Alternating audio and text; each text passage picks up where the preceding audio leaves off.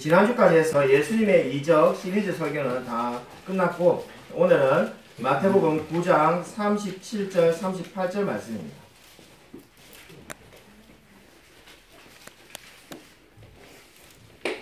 신약성경 15쪽에 있습니다. 신약성경 15쪽 마태복음 9장 37절 38절 짧기 때문에 같이 한 목소리로 읽겠습니다. 마태복음 9장 37, 38절입니다. 신약성경 15면에 있습니다. 같이 한 목소리 읽겠습니다. 네, 시작. 이에 제자들에게 이르시되 추수할 것은 많되 일꾼이 적으니 그러므로 추수하는 주인에게 청하여 추수할 일꾼들을 보내주소서 하라 하시니라. 아멘. 오늘 우리가 읽은 말씀을 보시면은 37절 그 앞에 36절에 예수님께서 무리를 보시고 불쌍히 여기시니 이는 그들이 목자 없는 양과 같이 고생하며 기진함이라 이렇게 말씀하고 있습니다. 오늘 우리가 읽은 추수할 것은 많되 추수할 일꾼은 적다는 아주 성경의 유명한 말씀은 바로 예수님께서 무리를 보시고 불쌍히 여기는 마음 가운데 이 말씀을 하시게 된 겁니다. 어떤 면에서 불쌍하다는 겁니까? 목자 없는 양과 같이 사는 것이 너무나 안타깝다는 겁니다. 여러분, 이 목자 없는 양과 같이 불쌍하다는 말씀은 여기에 처음으로 나온 말씀이 아니라 구약 성경에 이미 있는 말씀입니다. 민수기 27장 17절 보면은 여호와의 회중이 목자 없는 양과 같이 되지 않게 하옵소서라는 기도문이 나옵니다.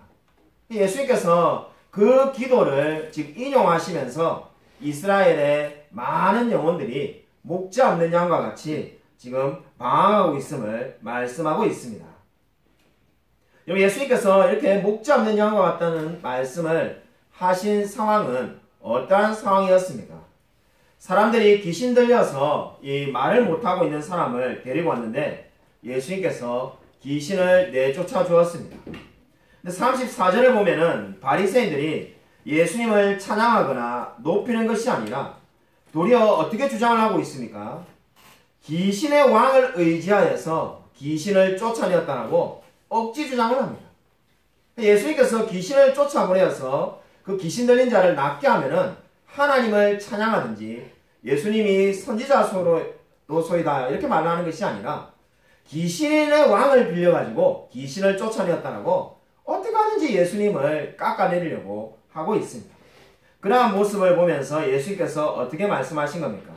바로 이스라엘이 목자 없는 양과 같이 고생하며 기진하다라고 말씀을 하고 있습니다. 정말 예수님은 오늘 말씀을 보면은 타는 듯이 불타는 마음으로 긍휼히 여기고 있음을 알 수가 있습니다. 바로 이러한 배경에서 오늘 우리가 읽은 말씀 추수할 것은 많되 일꾼은 적으리라는 말씀을 예수님께서 하신 겁니다. 그러니까 이스라엘 백성들을 보니까는 추수할 것이 너무나 많은데 그 추수할 것을 보고도 일꾼이 없다라고 예수님께서 말씀하였습니다. 여러분, 여기서 주목해 볼 것은 예수님께서 저기에 모래나 돌을 보고 이 말씀을 하지 않으셨다는 겁니다. 지금 나달들, 추수할 나달들을 보면서 지금 예수님께서 이 비유를 말씀하였습니다. 그것은 무엇을 의미하겠습니까? 바로 이 이스라엘 백성들의 그 영혼들을 추수할 일꾼이 필요하다는 것을 강조하고 있습니다. 그러니까 이 영혼들을 너무나 사랑하는 마음에서 바로 한 나달 한 나달을 지금 영혼에 빗대어서 말씀을 하고 계십니다. 여러분, 오늘 이 말씀에서 우리가 느낄 수 있는 것은 정말로 당장 필요하다는 긴박성을 알 수가 있습니다. 그렇지 않습니까? 추수를 할 때가 됐는데 그래 뭐 내년에 해도 되고 내후년에 해도 되고 그런 추수는 아무데도 없을 겁니다.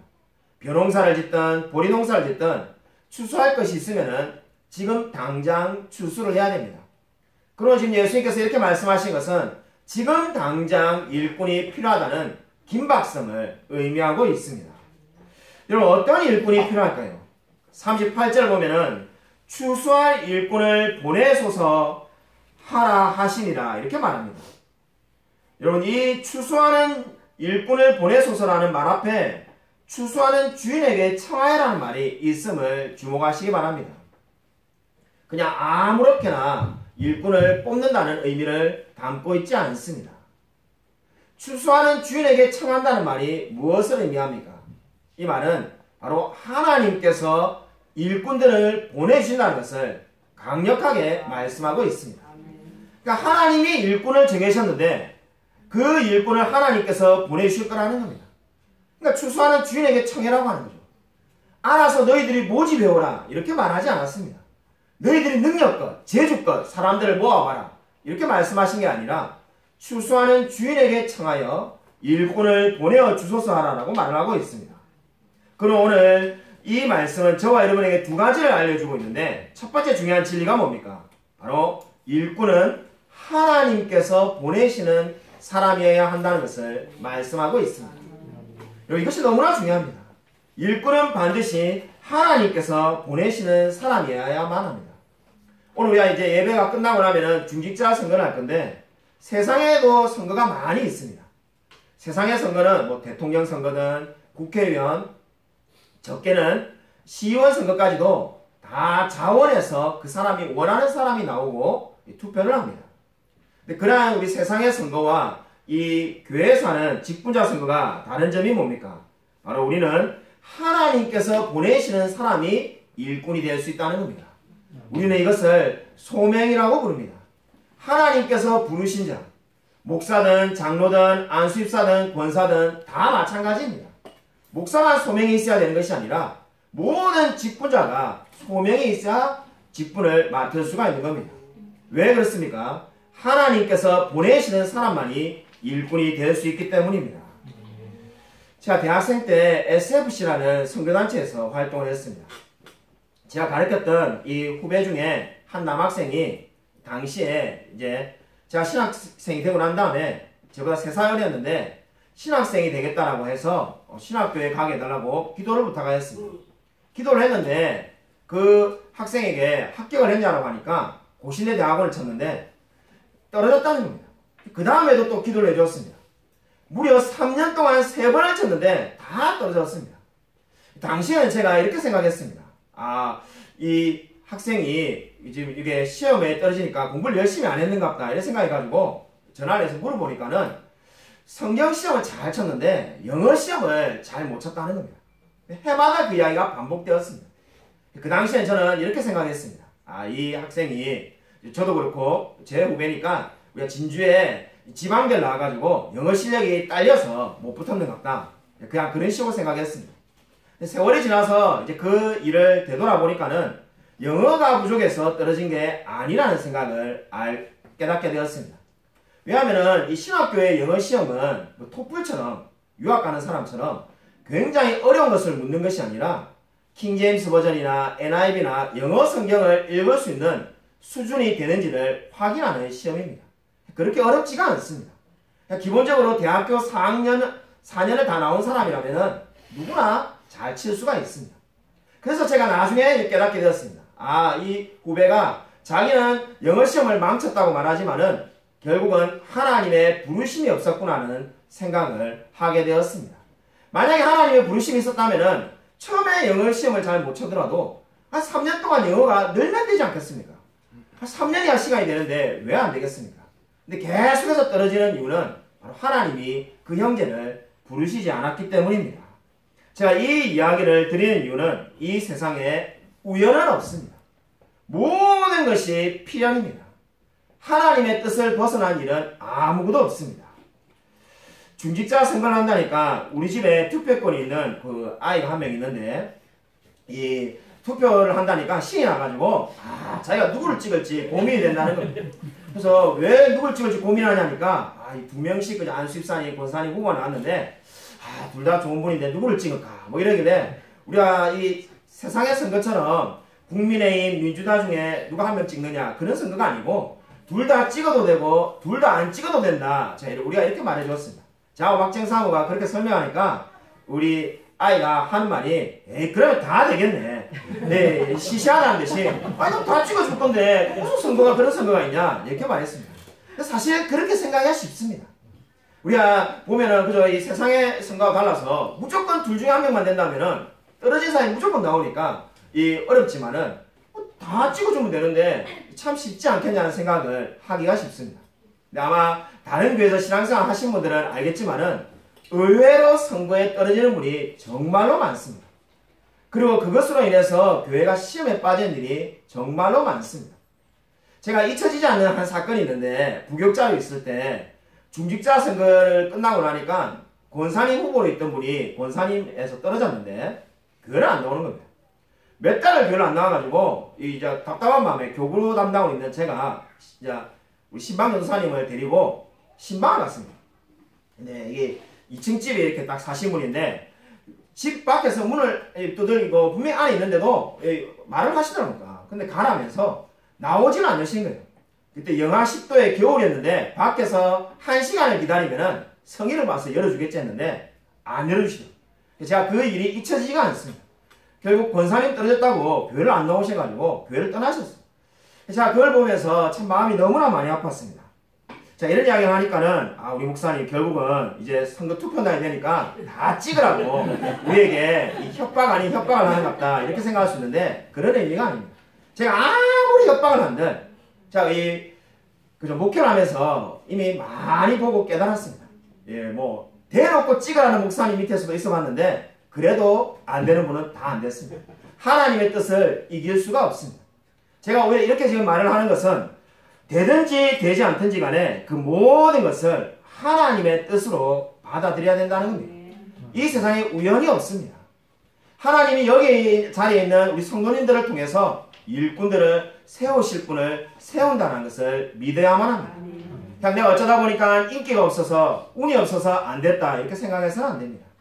그리고 되는 분도 정말 하나님께서 나를 사용하시려고 뽑아주셨구나 이렇게 생각하는 것이 맞는 생각입니다. 그럼 여러분 오늘 어떤 결과가 나오든지 간에 이 모든 것이 하나님의 뜻 안에 있음을 믿으시길 바랍니다. 여러분 오늘 두 번째는 어떤 일꾼을 충당할 거라는 겁니다.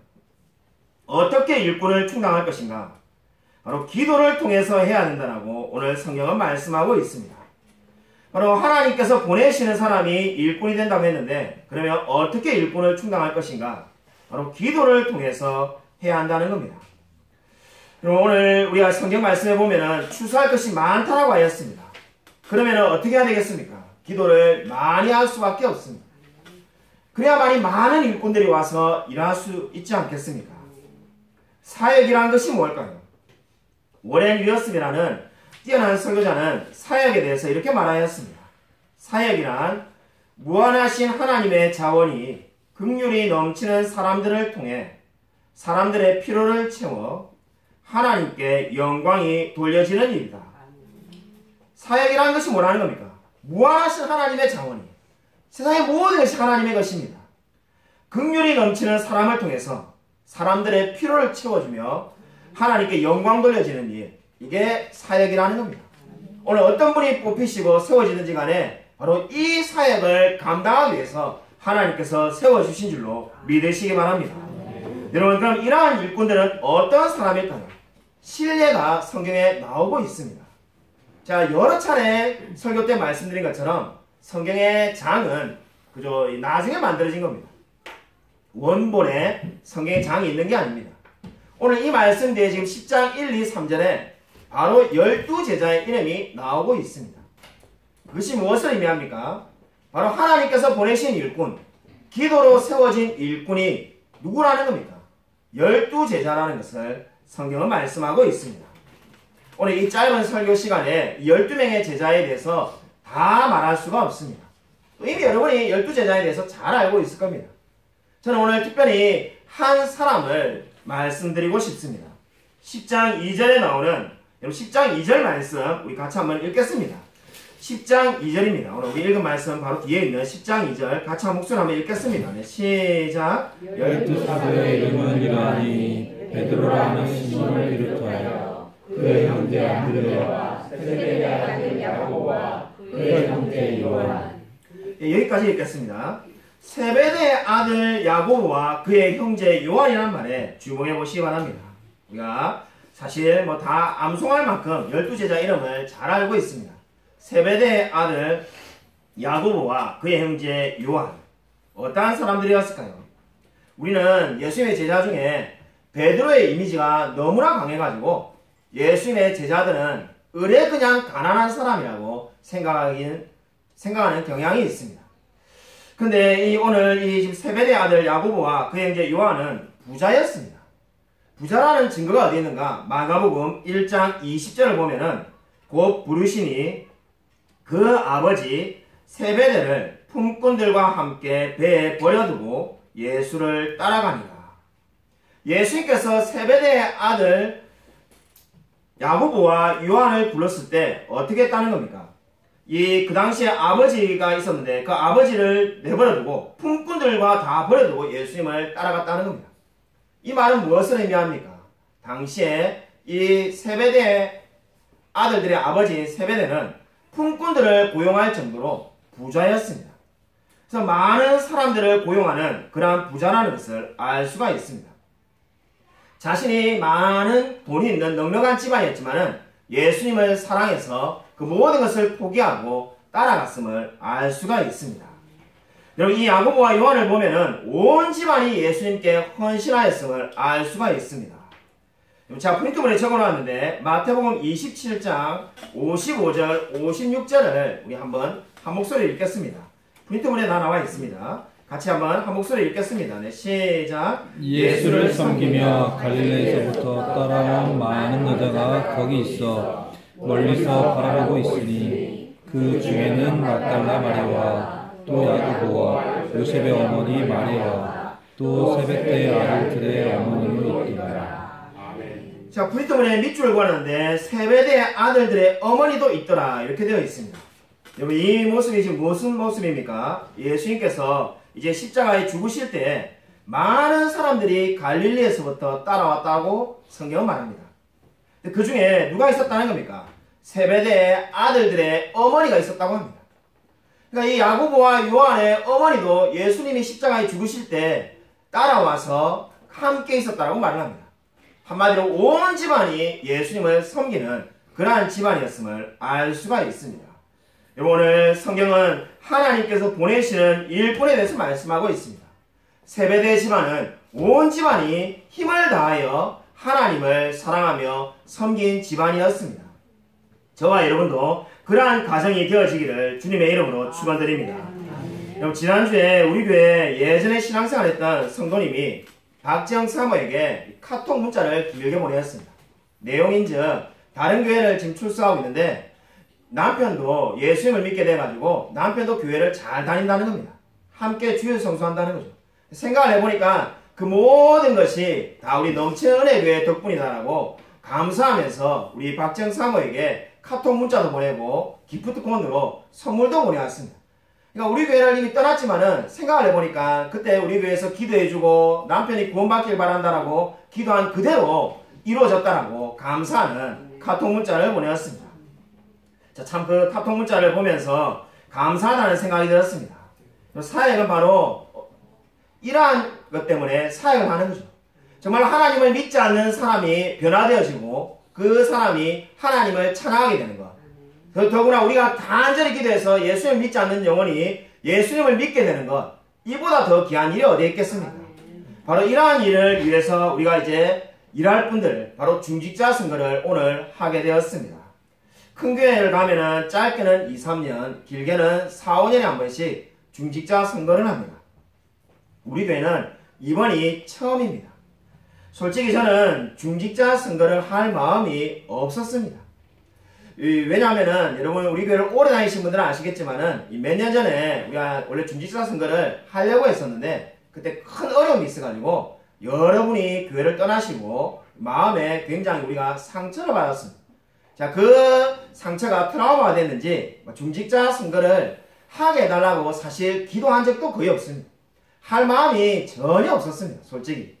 근데 우리 장모님께서 지난해 우리 모금원 집사님의 그 어머니 장례식 때 제게 이제 장모님이 은퇴하셔야 되니까 중직자 선거를 해야 된다라고 제안하셨습니다.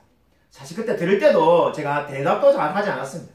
하도 몇 년 전에 상처가 돼가지고 솔직히 그 당시에 제 생각은 우리가 뭐 불법이 아니니까 우리 교회가 아직 당회가 없는 교회니까 뭐 장로님이 굳이 은퇴하실 필요가 있나 그냥 계속 하셔도 사실 뭐 문제 없는데 그냥 계속 하시고 그냥 이렇게 지금같이 리더 모임으로 있지 뭐 하려 하겠나 이랬는데 이 장로님께서 또 이야기하셔가지고 장로님과 조영숙 권사님은 은퇴하실 테니까 젊은 사람을 뽑아가지고 새롭게 이렇게 사역을 해야 된다라고 다시 한번 강조하셨습니다.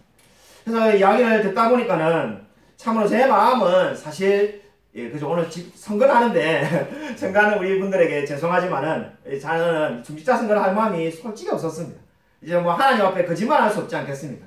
그래서 제가 중직자 선거 또 하다가는 또 뭔 일이 터질지 모르는데 이런 생각이 들어가지고 정말로 할 마음이 없었는데 기도를 하다 보니까는 우리 장로님 말씀이 다 맞는 말씀이구나 하는 생각이 들어가지고 수흥에서 결국 올해 우리가 중직자 선거를 하기로 하였습니다. 돌이켜보면은 참 우리 장로님과 권사님이 은퇴하시겠다고 하는 것이 귀한 일이구나 하는 생각을 지난주에 하게 되었습니다. 왜냐하면 제가 최근에 이야기를 들었는데 아마 여러분이 이름을 대면은 다 아는 분이 너무나 유명한 대한민국의 아마 가장 뛰어난 설교자라는 찬사를 받는 은퇴하신 목사님이 있습니다. 이렇게만 이야기해도 아마 누군지 아실 것 같은데 아마 설교집이 한 100권은 나와 있는 것 같은데 제가 예전에 나왔던 설교집은 전부 다 읽었습니다. 최근에 몇 년 건 안 읽었지만은 그분의 설교집을 전부 다 읽었는데 그 뛰어난 목사님이 은퇴하셨는데 다시 목회를 하십니다. 그래서 그 목사님을 따라간 분을 어쩌다 보니까 이야기하게 됐는데 그래서 아니 어떻게 은퇴하신 목사님이 다시 목회를 할 수가 있냐 이러니까 하시는 대답이 사람들이 원하지 않느냐. 설교를 들으러 사람들이 금방 수백 명이 모였다는 거예요. 지금 1000명도 넘을 겁니다. 금방 수백 명이 모이는데 안 하실 수 없지 않느냐 이렇게 말하였습니다. 자, 싸우기 싫어서 그냥 듣고만 말았습니다만은 그런 논리면은 우리 여기 선생님도 계신데 학교 선생님도 학생들이 원하면은 70회나 80회도 하고 대통령도 국민이 원하면은 5년만 할 게 아니라 30년도 하고 죽을 때까지 해야 되고 그럴 바에야 법이 왜 필요한가 이런 생각을 솔직히 했습니다. 그래서 참 너무 안타까운 마음이 들었습니다. 은퇴하셨어야 되고 은퇴했는데 왜 또다시 목회를 하시나 이런 생각을 하였습니다. 네, 감사하게도 우리 장로님과 권사님은 정말로 우리 교회를 위해서 헌신한 게 얼마나 많은지 모릅니다. 가면은 그저 이쪽 저쪽에 우리 장로님 권사님이 헌신한 헌직들이 있습니다. 근데도 모든 것을 내려놓고 은퇴하시겠다고 해서 참으로 감사를 드립니다. 그래서 그 덕분에 지금 우리가 이제 중직자 선거를 오늘 할 수 있게 된 겁니다.